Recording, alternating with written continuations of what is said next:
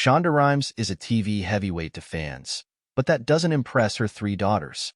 They find me exhausting and boring, the prolific producer said in a recent interview with The Hollywood Reporter. And she went on to recount how one of her girls had a surprising reaction to one of her most successful shows. "So, my 12-year-old started watching Grey's Anatomy this year, and I was coming out of my skin," Rhimes said.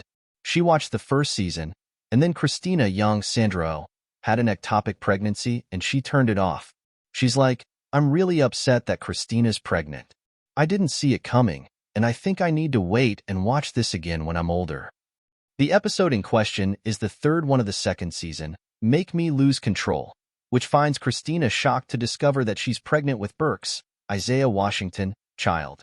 While she's still trying to figure out how to handle the news, she collapses in the operating room. Her fallopian tube has burst, and she needs an emergency operation, which does not go smoothly. Heavy stuff. It didn't take Rhimes' daughter long to return to Grace Sloan Memorial Hospital, though. After a bunch of months, she came back to it, the Bridgerton EP said. She loves all the medical cases.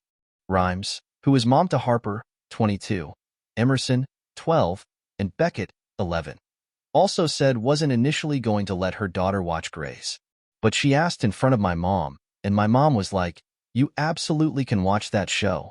Don't be silly, Shonda."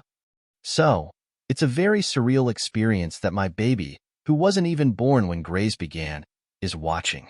But nobody else has watched anything I created. That said, one daughter is a fan of another show she worked on. My oldest watched How to Get Away with Murder, which I didn't create, and that's a very specific statement that my daughter made, Rhimes said. But I get it. Your mom makes the things that everybody talks about, like love and sex, and you don't want to watch that. EW. I also think it's a healthy sign that they're not that interested.